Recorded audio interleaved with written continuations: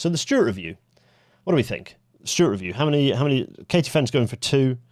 2 goes down to 1 or 1.5 due to the redactions.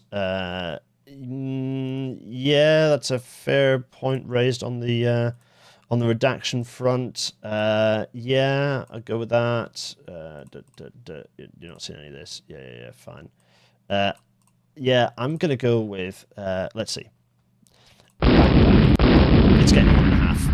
It's getting 1.5 on this. So yeah, you're all got the good instincts. 1.5 or 2. Yeah, this is getting 1.5. It's not a total disaster.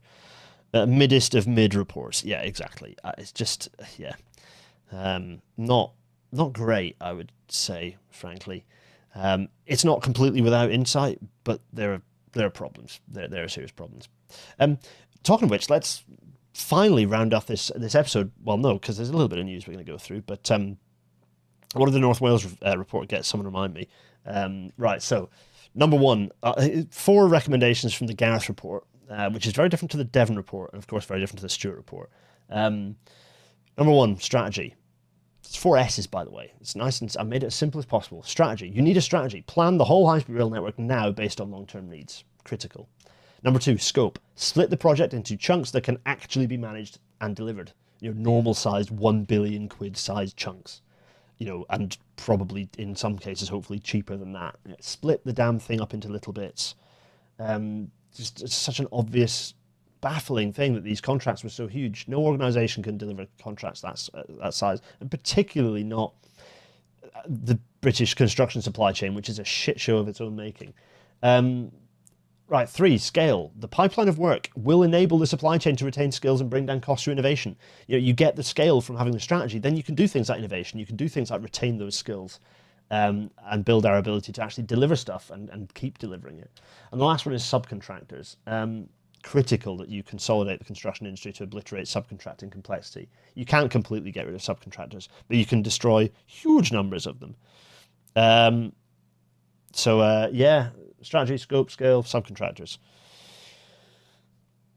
And the key thing about this is all of it can be done before 2030. There are obviously big picture economic stuff that we've talked about in RailNet before that you can't do before 2030, but all of that could be done before 2030 and might actually change some stuff.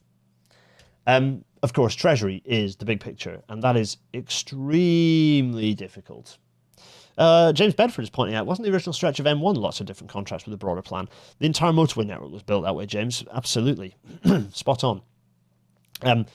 Adam PK2TE has said, speaking of a national network, I see you've given Bastani his Southern High Speed line in Rail Magazine. That was what we talked about in episode 222. We did that. Yeah, there's Rail Magazine's picked up a bit of railway history, hasn't it? Or future railwayness, hasn't it? That's interesting. Anyway, right, Treasury. What's the thing that we need to do? Well, other than the fundamental fact that our economy is fragmented to hell deliberately to make everything as complicated as possible because the theory is that you get value out of those fragments. Well, we know that's not the case. We've all watched Fifth Element. It's not true. Fundamentally, what we lack, what HS2 lacked, what Britain lacks, is any coherent idea of what our future looks like. We need a plan.